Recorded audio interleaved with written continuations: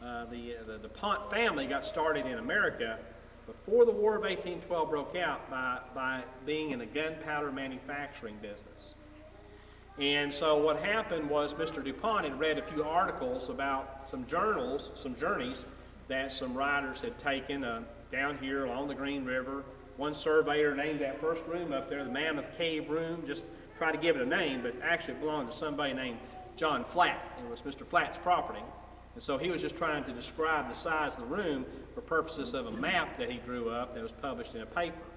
Mr. DuPont would read papers all the time looking for evidence of caves, because he knew that caves had soil that could be used to make one major ingredient in gunpowder, and that's saltpeter.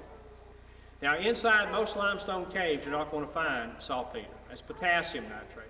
But you will find calcium nitrate. We have plenty of that here in the cave. And if I was to build a fire and sprinkle some soil over it, you see some sparks coming out of the soil. It still has that in it today. But by itself, not that big a deal.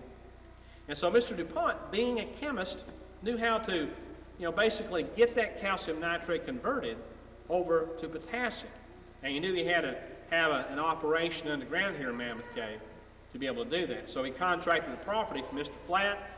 There were other slaves that were owned by people in the area that they contributed. I'm sure they got paid for them.